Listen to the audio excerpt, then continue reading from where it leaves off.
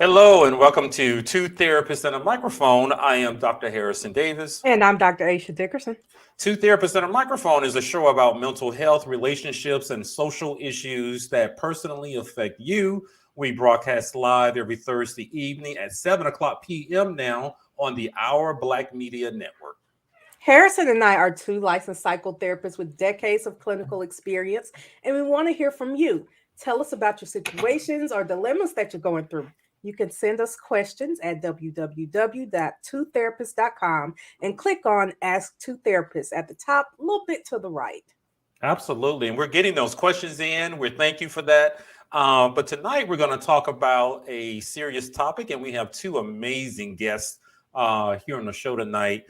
We're going to talk about racial and gun violence here in our country, as it feels like we are in a season of violence right now, particularly the last 6 months here in the United States. I'm going to give you guys some statistics to think about.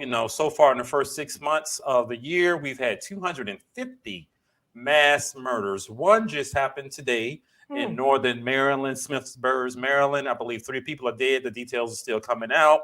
With those 250 mass shootings, we've had almost 1,400 people shot just in 6 months. And of that, 278 are dead. Now, some of us are aware of the more recent mass shootings that took place in Uvalde in an elementary school, the grocery store in Buffalo, Maryland, where the shooter was targeting Black people. And also there was the Taiwanese church out in California. But there are many more that have been taking place, whether it's a graduation party, a club, a bar, or a shopping mall.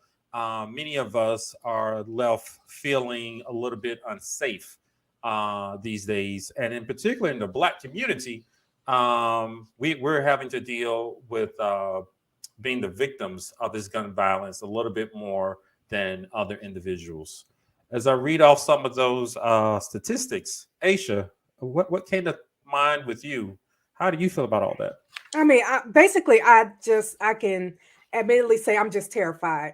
I Yeah, love the things that I have in my house. I keep adding things to my house so that I can stay in my house. And I also have protection in my house. I know I'm you do. afraid I'm afraid every time my children leave. Yeah. You know, I haven't even gotten groceries in over a month since the grocery shooting. I'm trying to figure out how I could order them online and roll up and get Instacart. stuff. Yeah, Okay, yeah, you could cool. do that. Yeah, so many people feel the same way. I'm more concerned about my daughter, going out after the school shooting, in Uvalde, as I realize there are people out there who are not afraid to put a bullet in the head of a 10-year-old girl, including all of her classmates and a couple of teachers. That is scary. And many times we are the victim, as we talked about the Buffalo shooting and many others that are out there, regardless of who's pulling the trigger. It seems like we're always getting the bullet. So, very quickly, some final statistics I want to read out to you guys. The CDC just released some statistics from a year ago. The number one cause of death for Black males under the age of 19 is homicide. The number one cause of death for Black males between 20 and 44 is homicide. And it goes down as you grow older. For Black females under the age of 19, the number two cause of death will be homicides. And Black females between the age of 20 and 44, the number four cause of death happens to be homicide. This is something that greatly affects the Black community, urban areas as well. And we're going to talk about it today with two amazing guests.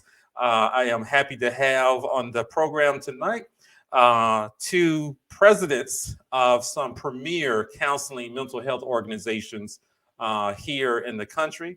And they're going to talk to you about some of these issues and give us some resources that are out there. So Aisha is going to introduce the first one for us. I sure will. Our first, excuse me, is Dr. S. Kent Butler Jr.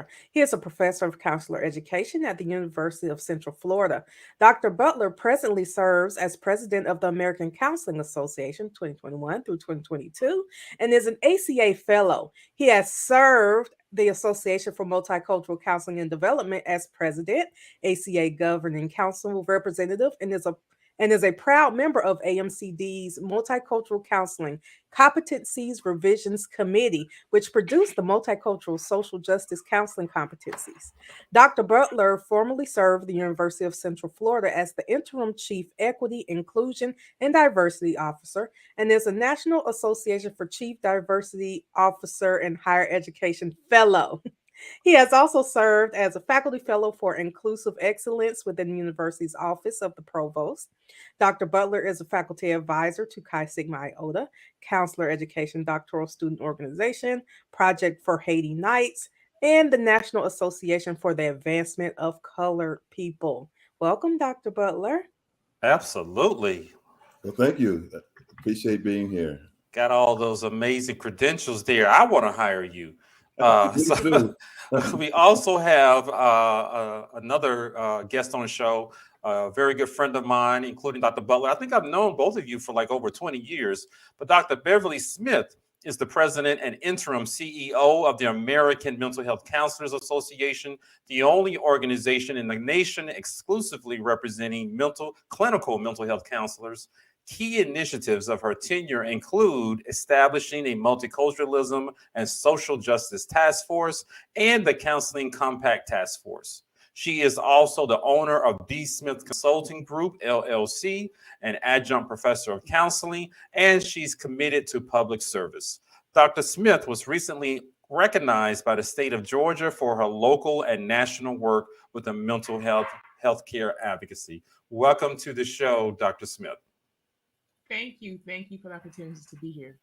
So the first question I want to ask you guys, and I gave you guys a lot of statistics that are out there, and you're watching the same things that we're watching, watching news, just your local news. The first 10 minutes, all I hear about are shootings and murders that are taking place. But as you reflect on the first 6 months of this year, what are your thoughts and feelings about the violence we are experiencing within our country? Let's start with you, Dr. Smith. When I think about the past 6 months, honestly, I think about the tragedies that have occurred. And there, in many cases, I'm still a human being. So did anger flush through me? Absolutely. Because I don't want to see anyone shot down. I don't see anyone killed. I don't want any mother or father or families to actually go through those tragedies that we've gone through. And unfortunately, if we stay in a reactive mode, we'll continue to go through and cycle through these tragedies. And that's unfortunate. But this was the next time. Today was a mass shooting or shootings that occurred. We talk about the shootings in Uvalde in Texas and Buffalo, New York, as well as in Maryland, California. And so we keep operating as if the beat goes on. But at some point, we have to pause and stop and examine what are the root causes. And then let's deal with those root causes. I'm a human being. I'm a clinical professor of clinical mental health counseling. I am a practitioner, but I'm also a human being who respect the rights of individuals, who respect the lives of individuals. And so, angry, upset, I've gone through that. And those are human and normal emotions that we all possibly have gone through. But the difference is not acting on those anger or those emotions to the point that they would impact or hurt someone. And there's a difference. Yeah. Those individuals who were killed, I think they were senseless shootings and killings that just didn't have to happen. Period. I agree.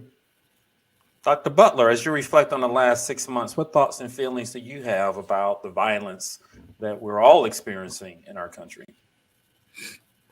I think the very first thing I can really speak to is how frightening it is to just be leaving your home and just living life, because you never know. I was thinking about what I would share with you all today, and the thing that comes to mind is you often hear people say, "I can't believe that this happened in my community." Yeah. We can't say that any longer. I think all our communities are at risk of having this type of thing happen. And so when you walk into a store or you walk into a school or you're just driving down the street. You just never know if a stray bullet is going to be coming your way because somebody feels that they have a right to do that.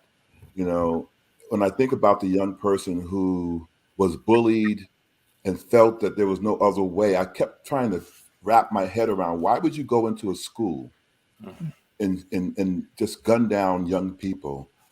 But his mind may not have been right in terms of the fact that he was just attributing his pain to when he was in school and being bullied, and goes and he bullies and in a sense is striking back at people. Dr. Smith just spoke about senseless killings. Go and gun down young people who had nothing to do with maybe the trauma you were experiencing when you were younger, and now they and the families that they are leaving behind have to deal with the aftermath of it. Yeah. And so I think about that. You spoke about your daughter leaving. You know, Uvalde happened the day before my daughter's last day of school. Mhm. And that day, the day before, the day of, she was so excited about going to school. She was going to get her yearbook signed and all these things were going to be happening. And, you know, she was 9 years old. She just turned 10 today, actually. Today is her 10th birthday. Happy birthday. Thank you. And all I could think about, I didn't want to share it with her because I didn't want her to be distraught or worried and have anxiety because he's already having that because of the pandemic and everything else that's going on in the world. And I was like, do I want to send my daughter to school on the last day of school?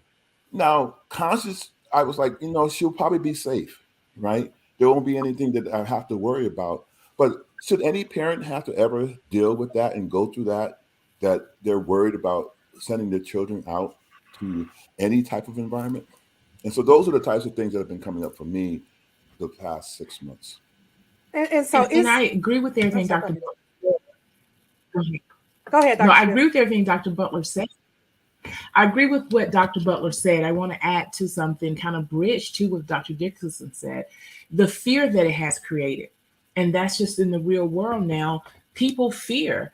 Now, if I leave my home, will my child get injured? Will I get shot? Mhm. And those are real fears that are there. But we shouldn't have to live this way. So I was also afraid of sending my child to school right after that. And I have to admit, I did not tell her anything about it. We don't watch Yeah. the news in my house. We're not like my parents, they just leave the news running all day. But so she went to school not knowing anything about it. I even excuse me, more didn't want her to be anxious because at the middle school where she is, when my oldest child was at that middle school, one of her classmates stabbed the teacher for no real reason except that he always wanted to kill someone. That's when she was in the 8th grade. So she already has that thought in her mind going into that middle school, and all of the other children who had siblings who were at the school at that time. I just did not want to put that fear on her, but it made me fearful. I imagine myself Mhm. being like that mother who, Yep. jumped over the fence and went and got Yep. her kids. When the stabbing happened, I just so happened to be at the school, and I was ready to take someone down if it had been a gun. So I get that. Yeah, and so Dr. Butler, you talked about the killer in Uvalde, and how he may have been bullied. You talked about that.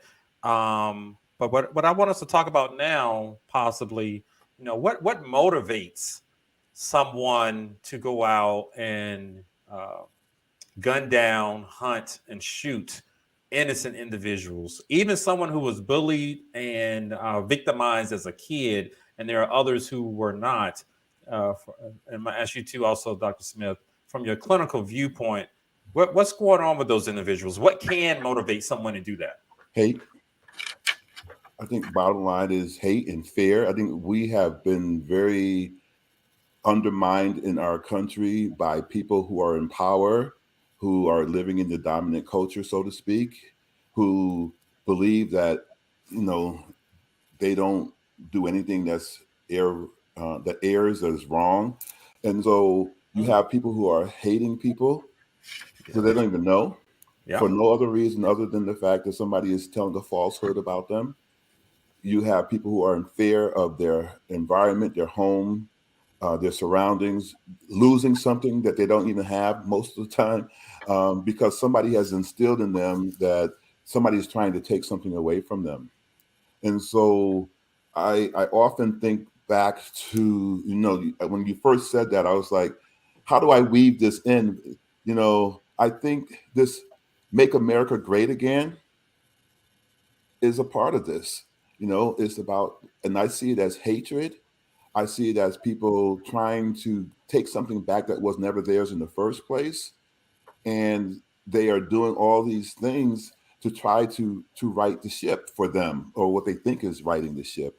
And, in some sense, I often think, if you really want out of this, then hurt yourself.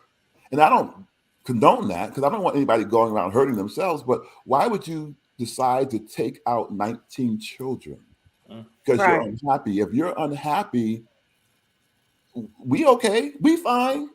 Go Yeah, be those unhappy. 19 kids were just fine.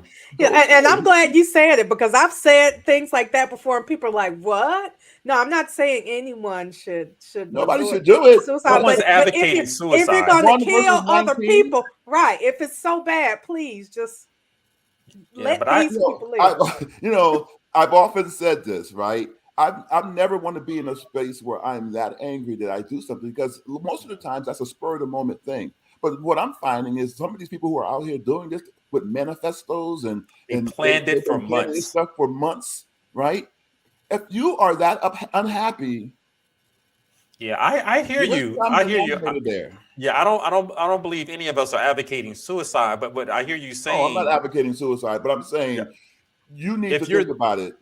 yeah, if you're that unhappy, that miserable, and have some pent up anger, why take it out on some innocent individuals, either some elderly black folks doing some grocery shopping, or Right. 19-year or 9-year-old girls and boys For within the 15 minutes of classroom? pain. Yeah, leave them alone, Leave them alone. and do that to yourself. So, Right. Dr. Smith, as you hear about that, and we heard from Dr. Butler, what are your thoughts about what motivates these individuals to go out there? And I said it earlier because I want to be brutally honest. Put a bullet in a 9-year-old girl's head and all her So that classmates. she's unrecognizable. Yes, Right. unrecognizable. I saw Yeah. that on the news yesterday. The one time I watched the news, because you all So you maybe that's give me that's more. some serious hate Yeah. That right is. there, to shoot somebody in their face so that their parents and anybody else cannot even recognize who they are. Dr. Smith. I agree with Dr. Butler. I agree with what you all are saying. First, we don't advocate suicide, and I know that was not the message, but you just Yeah, want to reiterate that. I just want to clear that up for you. Yeah. But what I do agree with is the hatred piece, but not only a hatred for the other people, individuals of that magnitude who will go out and murder babies like that, then there's a certain amount of hate that they have for themselves.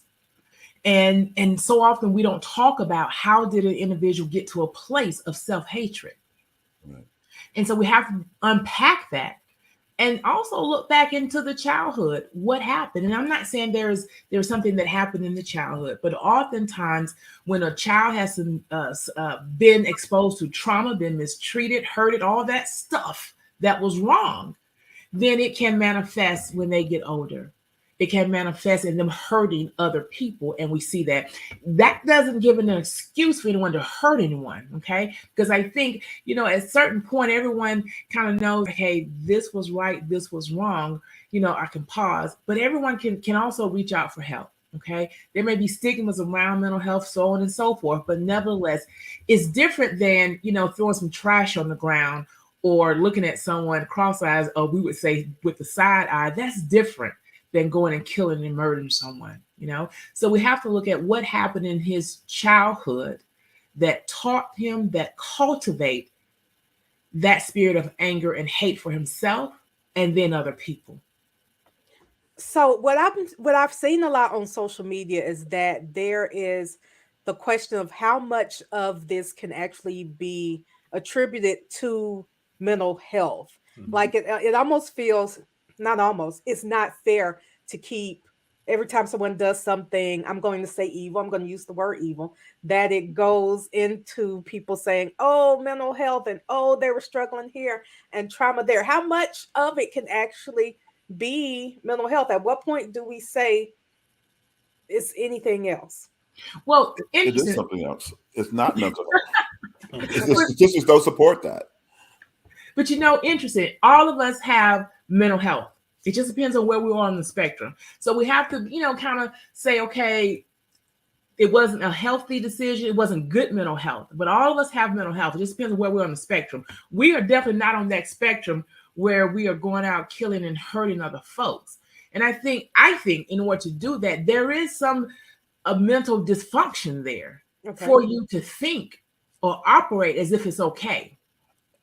I actually think that it's a distraction to talk about mental health when you talk about people going out and doing this. Now, I again, it goes back to what I was saying before. I think people are fearful for whatever reasons in their brains that somebody is out to get them, or the government's out to get them, or this particular group of people are out to get them. So I'm going to right the wrong. I'm going to right the ship, so to speak, and kill these individuals. There's hatred that makes people go out and do these types of things. I think it's a distraction to say that it's because they are suffering from some type of mental wellness issues. And so what happens is, while we're standing here thinking about this and being distracted by this, people are still going out buying guns. People are still going out and getting licenses at a young age. And 18. all these things are things that we should be talking about and stopping, because these people are doing copycat stuff and they are doing all these other things. I refuse to tie that to mental wellness when I know that they are out there doing these things to harm other individuals. And the main reason for it is that they hate the world for whatever reasons that they hate it for. Gotcha. I'm glad to hear you say that, because we're all clinicians here. We have clients, or we've had clients in the past. I just thought it was so disrespectful to all the people who are managing their out of balance mental health issues. Right. It is so disrespectful to people who are experiencing bipolar. They're going to therapy and they're taking the medication, but just to slap that label on them, like Dr. Aisha just mentioned, can be unfair to a number of people.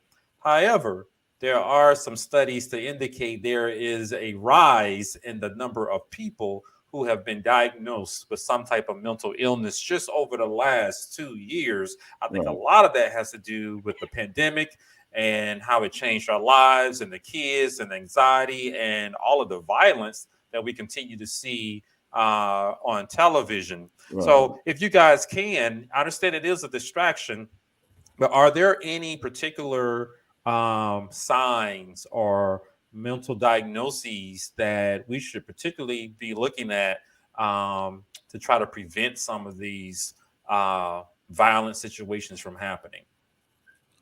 If I had a way to market some type of a way that you can be safe, get a bubble, be isolated. Yeah. There's no rhyme or reason. Again, like I said, every time I walk out of my house, I don't know if somebody is going to be angry or upset and is going to be willing to have an Uzi or some kind of assault rifle and take down a whole entire city. I don't know that I have that kind of safety net. And so when you say something like that, again, what ties to me is like, are there mental wellness issues? Yes, we have to agree to that.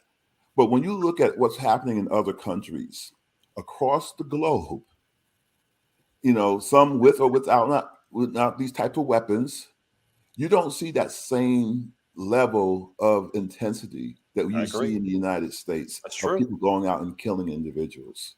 And so it's, so if people were really intent on hurting and harming others, it would be in so many different ways, right?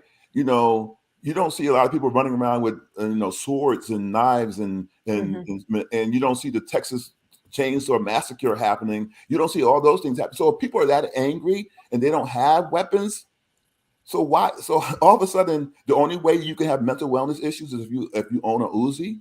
I see. You know what I'm saying? And so you can't tie that to that. This is just people who just want to harm. Well, I agree in For a part. good part, not all of them. I agree in part. I think when we talk about teenagers, we talk about adolescents and children. They do what they're taught to do, what they've seen, and they do what they know to do. And so on those levels, there are some things that we can do to recognize or try or attempt to. I know we may not want to screen adolescents and children for depression, anxiety, or just do some mental wellness screening, but it may be necessary to have some universal screeners that will give us baseline information, but will also let us know when there are some shifts that are going on with individuals. You have a lot of students who are walking around here who are in schools, and they may not have the tools that we have to communicate, hey, I'm in distress, or this and that happened at home, or I've seen this person killed or murdered, or I've experienced this trauma. They don't have the words for that. But what they are doing is recording and listening to what's going on in their environment.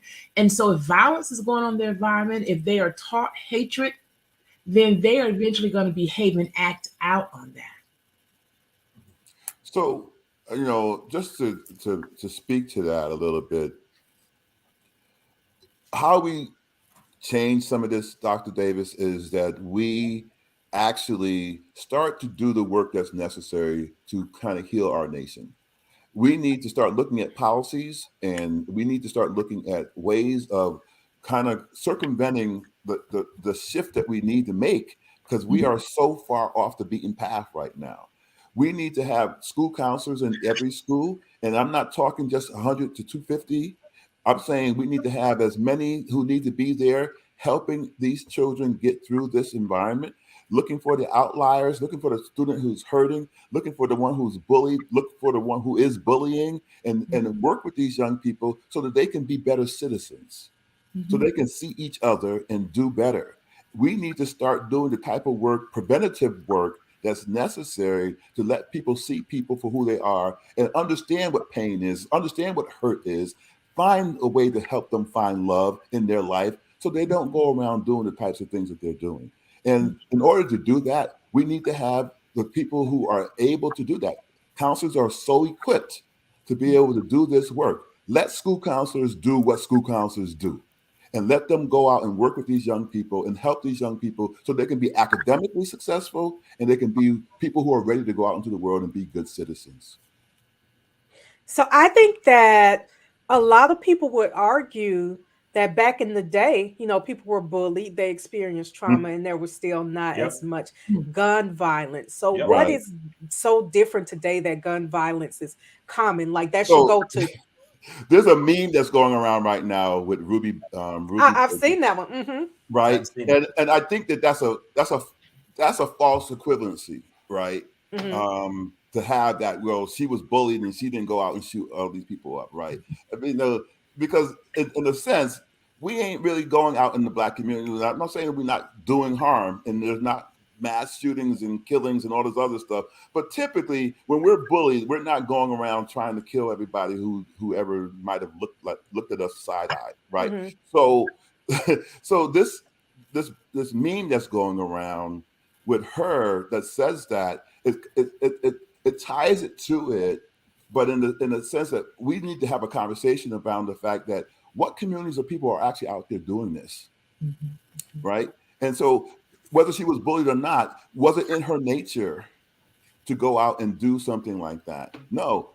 People are trying, as much as Black people are minimalized in this world, we don't go out and on a whim and just try to hurt people just for the sake of hurting people. Yep. And I see other communities of people doing that. Yeah. So I think also that when most people think about mass shootings, they think about, young white men, even older white men doing it. But in this case, the shooting in Texas, this was a young Hispanic guy, Mexican-American, I believe. So it's never saying that there's never going to be outliers, and there's never going to be, and there's also, the fact that there are some the term outlier. Whoever they are, they think sometimes that they are white. Didn't think about that. I'll talk about that as well. So, Dr. Smith, you have anything to add to that? Only thing I would add is that, first of all, mass shootings and hurting people, it's just wrong. That's it, point blank and simple. And so we, again, have to go back and understand what actually is hatred and what constitutes that, and how do we get in a mental space of hatred. We have the mass shooting, it's wrong. We have shooting that occurs on black. We have we have shootings, one-on-one or gang-related shooting that occurs in certain neighborhoods every day and every night. That's still wrong as well. And so we have to go back and really begin to do work, yes, with public policy, but also do some grass work in the community as clinicians, as individuals, as public servants, to go back in the community and say, hey, we have to talk about how do we heal? How do we begin to help each other prosper and to be healthy mentally, and go from that standpoint? Oftentimes, we don't want to talk about trauma. Oftentimes, we don't want to talk about the post-traumatic slave syndrome or the impact it has on now. We just want to start now in 2022 and move forward and think it's all okay. But there's so many years of issues and experiences that have happened that have caused people to be in this place. It does not excuse killing or hurting anyone at all, but we still have to unpack and again deal with some historical issues of hatred. Deal with now, how do we heal as how do I heal as an individual? How do we collectively heal as a community and as a nation? And we do need public policy, but we need that public policy to inform mental health care.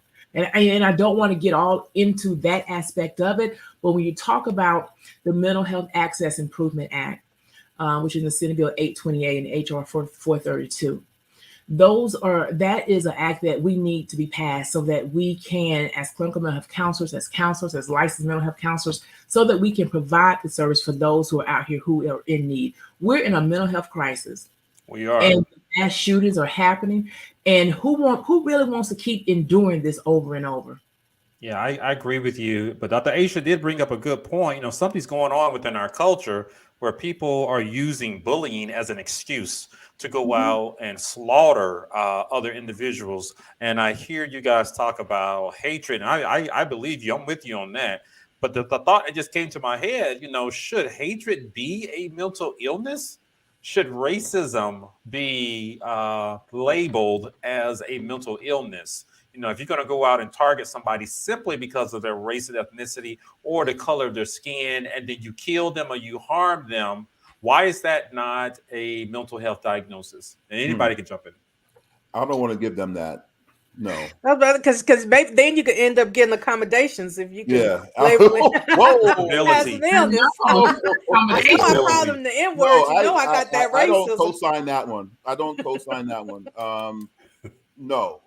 We need to have a very serious conversation in this world about what it is to be a person and to be able to be yourself, your free self, in a world where you have a right to be. We need to have that conversation. We need to have a very difficult dialogue about why people are hating on other individuals, because somewhere in their history or somewhere within their generational lines, they've been told that they are better than. We have never dealt with that. So before we go and try to shift to some type of easy fix, Band-Aid for whatever, let's have the real conversation about why we're here in the first place. We're here because people think that they own the right to be able to live in a world that they only see themselves being in. Yeah, I just wonder if they're listening, because we have been talking, for over a century. But Dr. Davis, we've been talking, but we have not been consistent about changing policy. We have not been consistent about saying, look, you need to be looking out for people in Black and brown communities. We are so busy getting co-opted by our message. Black Lives Matter, right? We don't even talk about what the true meaning behind Black Lives Matter is, because people try to co-opt that. Yeah, they hijacked it. Mm-hmm. We don't talk about critical race theory because somebody has hijacked that to try to tell people what that is. Critical race theory is just history. Mm-hmm. But they have sidetracked it so that these people who are low informational voters or getters or whatever have you, they are helping those people to hold on to something that's not even real, so that they can continue this hate. So I want to make a shift. A slight shift. It's not a big shift. But I do want to talk about the victims a little bit. Mm. So I want to start by asking, it's kind of broad, but what's the emotional, mental, and spiritual impact of this ongoing gun violence? I think the ongoing gun violence and the massive shooting, all the tragedies, it puts everyone in that space of trauma. Whether you experience it vicariously, you were there, you experienced it, your family member did, secondary trauma, or you're looking at it on social media. And so we have an impact that we all at this point have experienced trauma, whether we believe it or not. And so we're trying to navigate through that space of trauma and grieving. And for a lot of people, when you still have that fear, they're frightened and just afraid to live. I agree with you, and we got to define trauma as well. Because a lot of those things we talked about, afraid to go out the house, and our kids, Mhm. the grocery store, the school, and you can avoid those places if you really want to, the church. But one thing that we cannot avoid, is someone seeing us for our cultural selves. We Right. can't avoid our race and ethnicity. So it's sort of hard to, forget that someone's targeting us just for that particular reason. And that adds to the anxiety that is out there. And I think we've all talked about how we personally experience it. But Dr. Butler, tell us more about how other people might be experiencing. What's the impact of So all of this the violence? impact is continuous. So when I think about trauma, I actually look at it from, especially in the Black community, Black and Brown communities, I see it as continuous traumatic stress disorder. Every day there's an anxiety or stress that's on our lives that, that has impacted how we are able to navigate it, right? And Define that so for the audience. so continuous traumatic stress disorder, very similar to post-traumatic stress disorder in terms of someone being affected by things that have happened. So post-traumatic is something you experience something that was really traumatic in your life, and you just have a relapse or something that continually reminds you of that. Like if you've been at war and and you hear gunshots or you hear somebody drop a book or something along those lines, you have a flashback to a time when you might have been harmed or close to being harmed.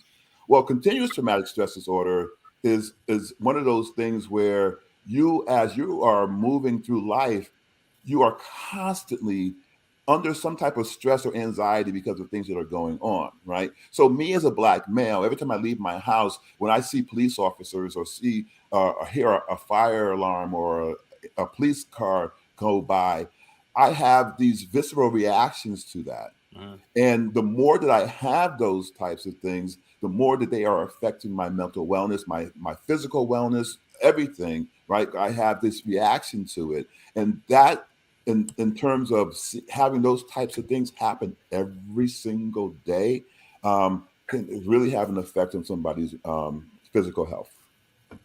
And when we're talking about someone, who's experiencing PTSD, those individuals, they're having, as Dr. Butler mentioned, those recurrent thoughts, those intrusive thoughts of the incident of hurt, harm, or pain. And all of that affects the individual ability to think clearly, as well as to just function in everyday life. So that's part of the impact of having experienced prolonged or continuous trauma, that you can pass and be in that place of PTSD and not know it. So I do want to touch a little bit on the differences in race. We talked about the mass shootings Mhm. and what most mass shooters look like. But from what I'm hearing with continuous traumatic stress disorder, it sounds like that could be something that people would experience in, for lack of better terms, the hood. When you're thinking about, someone, you hear I said that was that sounded super So friendly, right? The hood. We all know the the hood. hood. Let's stop Yeah, playing. well, I it think came from South Africa, right? So, you know, because of the things that were happening around apartheid and the things that were happening to Black people in South Africa, when they were being tormented, they were being treated poorly and bad, right? When you're not allowed to live your life freely, in all the times that you walk in, just think about it this way: you think that you have a right to walk into a store, but somebody is following you around every time you go there. So a police officer pulls you over and they treat you like a criminal when they could just have a conversation with you, right? All these types of things add to the stress that you have every day. And so when you know that someone like George Floyd was murdered, or Ahmaud Arbery, and all these other things that were going on, and you sit there and then you have somebody in your face almost doing those same types of things, it brings up something in you. And it makes you feel a certain way of, and that's about safety, right? There's a fear that you may have. And you know that when you have anxiety in the Black community, or there's stress that's going on, it adds to the types of things. We already have short lifespans because of the things that have been happening in our community. And then you add to that added stress of just living while Black. Mm-hmm. Being a target while Black. And Dr. Smith, earlier you mentioned secondary trauma. Can you help us to understand what that means? When we talk about secondary trauma, we're basically talking about the trauma that we kind of experience via someone else versus from hearing their story of trauma, from helping them navigate through their trauma. But it's basically trauma that you hear about or you experience via someone else. And that's the secondary trauma. But, you know, being in America now, most people, a lot of people are experiencing a lot of trauma firsthand. If you are going out and you've been, you know, disenfranchised for various reasons, that's traumatic for a lot of folks. Having PTSD, you know, is no longer something that we thought, oh, only the vets can have PTSD. Yes, individuals who are involved in violence and things of that nature can develop PTSD. But you think about the racial trauma and those who are receiving that kind of trauma consistently, you know, they can easily move over to other spaces and have other mental health issues. So go ahead, Aisha.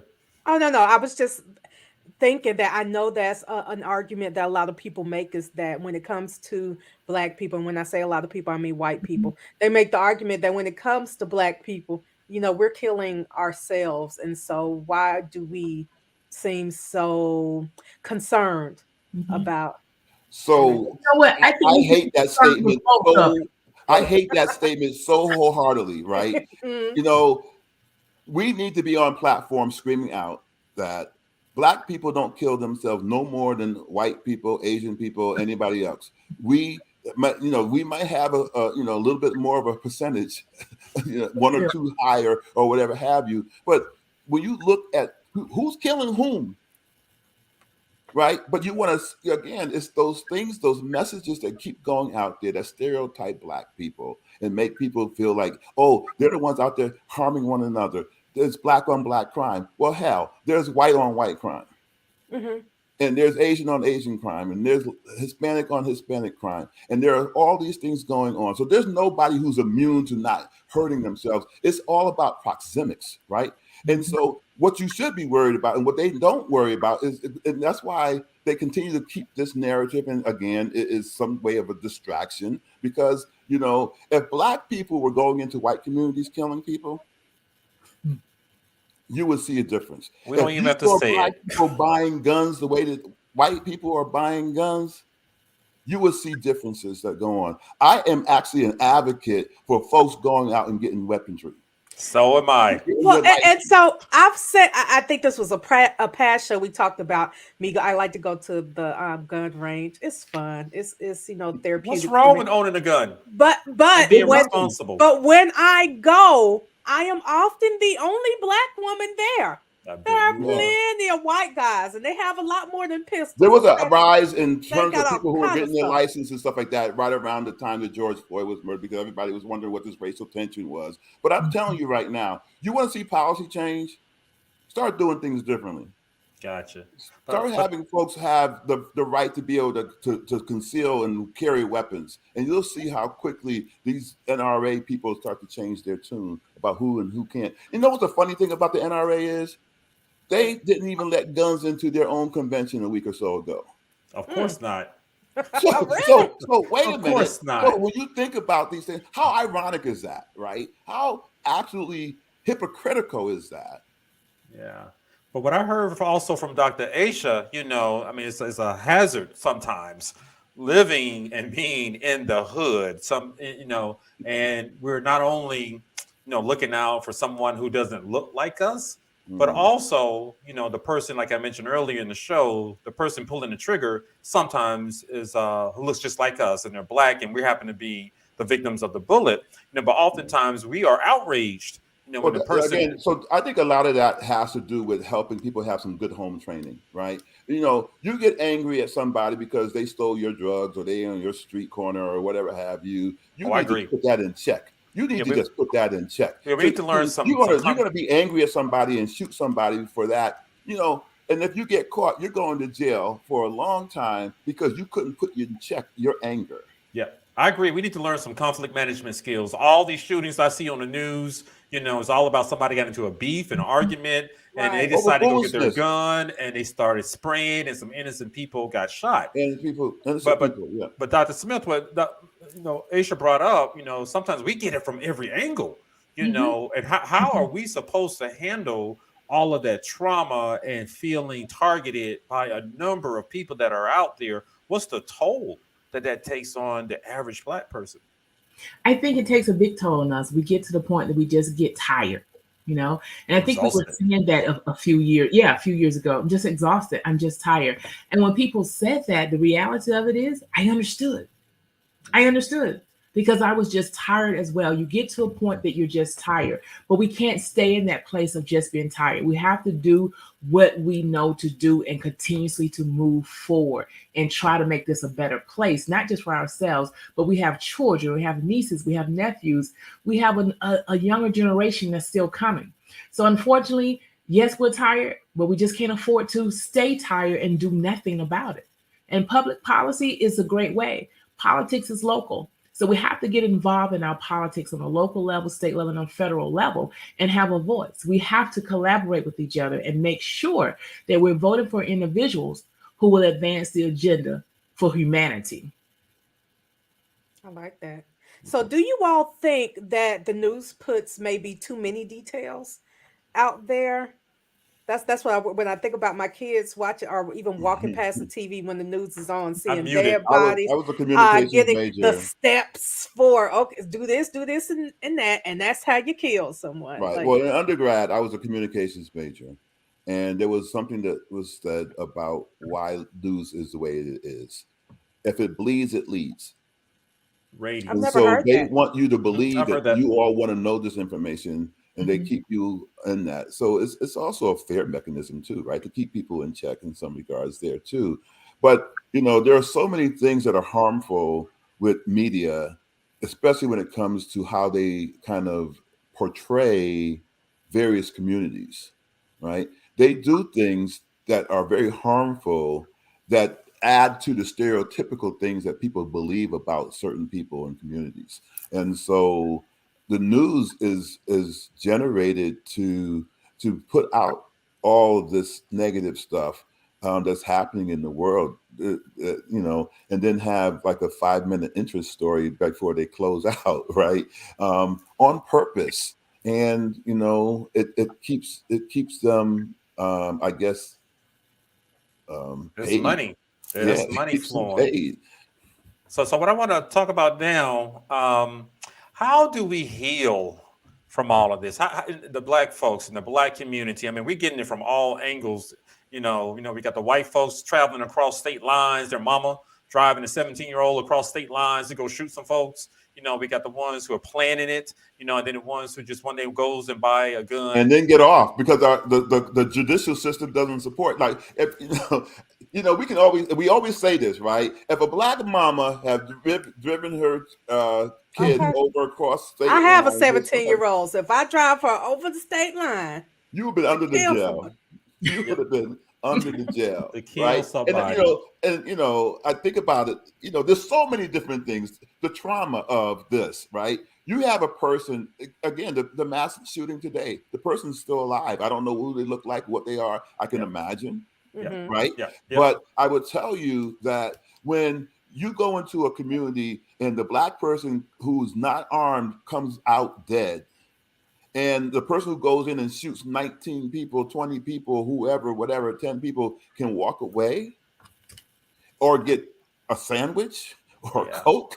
It's all unfair. And I those think it's things, that's a message being sent as well. Yes, right? breeding Whose some of life that really fear. matters? Mhm. You know, if the police can not be angry at a person who just killed 25 people, Right. And not even stomp on him. but mad Like at right, and then but and mad do a at little somebody who's just stomping. trying to sell a cigarette. Yeah. And don't forget, they failed to go into the school when the little, mostly Hispanic kids were being shot up, by Mm. somebody. They all stood outside. But Dr. Smith, how do we heal in the Black community? That's the $1 million question right there. It truly is a $1 million question. But I do think about the institution of the family. Although, we've always talked about the family being intact and making sure that we nurture the Black family. I think that's important. When that was happening in the past and the Black family was intact, we were nurturing the Black family. We still saw, lynchings. There were still things that happened that were just, Yeah. racial trauma, racial violence. It just still happened. But in this day and time now, we still have to have that conversation about where is the family, where are the parents, who's instructing, who's providing, who's role modeling for these individuals at home. And so how do we begin to heal? We begin with the family unit. We begin reconstructing the family. And unfortunately, but yet fortunately, many families may need guidance. They may need counseling. They may need instruction on healing and talk about what happened with grandmama, granddaddy, what happened years ago? How did we get here to America? Just begin to talk about those things. And when we got here, what happened? And talk about it in a free manner and not in a manner necessarily from hate or from angry or not letting anything go, but talking about it from a place that allows you to unpack your stuff and to heal. So looking at the institution of family, but also looking at the institution of education. What are we teaching our kids and our youth in school? How are we teaching them conflict resolution skills? How are we teaching them how to advocate for themselves when they feel disenfranchised, but not shoot up or not get upset and angry and walk away? And also we have to talk about, for me now, maybe not for other people, we have to talk about the aspect of spirituality. Where are we in spirituality? Now, I'm not saying you have to believe in one thing and you have to have one practice. I have my own faith of what I believe in, and that's okay, but we have to talk about who and what are we believing in? What are we worshiping that allows us to not have a conscience? And so family, spirituality, and education, those, I would say, the three things that we need to give address to, as well as public policy, when we talk about healing. And then lastly, we talk about healing in the Black community. We have to again talk about mental health and getting help for mental health, and normalizing that and saying that it's okay to get help. There are plenty of therapists out there who are brown and Black and Amen. brown skin, can identify who can help. But if you choose to go to another therapist who's not of color, that's fine too. Yep. But my point is, how do we get to the point that we say, hey, it's okay to get help. It's okay to talk about your mental health. It doesn't mean you're a crazy person, and we got to talk about terminology, because sometimes we can say, oh, they're just crazy. They've always been like that. Or, just go pray about it. Yeah. We got to deal with mental health. Yeah, we need to normalize going to see a therapist in the Black community. Absolutely. And Dr. Butler, you're going to have the final word. What can we do to heal the Black community? What type of things do you suggest? We have to go back to our roots. We are a collectivistic society of people. We love one another. We trust one another. We lift one another up. We have to remember our resiliency. Through it all, we're still here. Yeah. And so I believe the things that Dr. Smith has spoken about are really essential in terms of helping us in the day-to-day. I agree. But we have to start building people up. We need to have support systems. We need to understand that we trust one another. We have to stop all this hatred of one another through the types of things that we do to hurt one another, right? Not to harm them or to kill them, but this jealousy or this whatever it is that we do, that this one-upmanship, this all these things like keeping up with the Joneses and all these different things that we do in our community, right? We follow the leader, right? We have all these big lashes on because we follow somebody who told us that we need to wear these lashes, right? And they just keep And getting bigger. say it Just again. like the I said BBLs. they just keep getting bigger. They keep getting bigger and bigger, right? And so finding your individuality, but at the same time, understanding the collectivistic side of who we are as a people and start to love on each other and lift each other up, help people, right? When you see somebody who is hurting, walk them over to a counselor. Don't tell them that they're crazy, so to speak, but finding ways to show people that you care and then finding your support systems. One of the things during the pandemic that I was able to find was a support system of my brothers who would get together and communicate and talk that can lift us up so that you don't feel like there's something that's happening to you, that you're going kind of out of sorts. Because you can look at your brother. I can call Harrison and I can say to him, hey, what's going on? This happened to me today. Like when he sent the email earlier today about what happened with his students at his university, I was Don't like, mention it. I was like, I've been there. I've seen that. I've had people say stuff like that. Me And too. so it normalizes it. So you don't think that you're the only one who's going through this, right?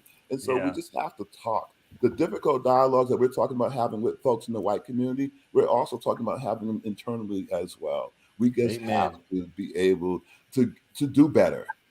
And we have to be the ones who help make this thing happen, this change. And I think that's happening. That's one of the reasons why I think some of this stuff is happening in the world, right? Because people are starting to wake up, right? We're starting to see people like Stacey Abrams and others get into office, right? And so there's a fear factor to when you see this type of success happening. You all know, you're in Georgia. You know what happened after Warnock and all those other folks got into office. People started to lose their mind, right? And so they feel that they're losing something. They can't be gaining something from the fact that they have cultural diversity in their midst. They're losing something in their mind, right? And so they don't see the fact that leaders can be from different cultural backgrounds or have different types of interests, intersectionalities, love who they love. They don't see that as a benefit because they've been told all their life that they're better than. And so we have to kind of look at that and dismantle all of that. We have to decolonize so much of what's happening in the world and let people recognize that, listen, love me for me. And if I do something that hurts you or harms you, then you have a beef with me. But if I've done nothing to you, let's work this out. Let's do something. Let's get it. Let's Absolutely. Get it move on. Dr. Aisha? Wonderful. Yeah. So I know we could go on and on, but we have like 40 more seconds. So I want the viewers to know where they can find you. Dr. Smith, where can people find you if they want to get in contact with you after the show? After the show, if they want to get in contact with me, they can email me at president@amca.org. Or you can go to my website, my personal business website, www.bscg.co. Thank you. What about you, Dr. Butler? They can reach me on Twitter at SKBUTLER, SKBUTLER. So it's at SK Butler. And they can also, at this point, Google me. I'm all over the place. So. Hey, I like that. Google all me. right. That's a great thing. I'm going to start using that. How can I contact you? Google me. Well, guys, thank you for coming on our show. I have really enjoyed today's conversation, hearing from two experts, two presidents in premier counseling organizations, Dr. Beverly Smith and Dr. Kent Butler. I want to also remind the audience that Dr. Aisha and I, we're going to be broadcasting live every Thursday evening at 7:00 p.m. And we will see you guys next week. Take care. All right. Thank you.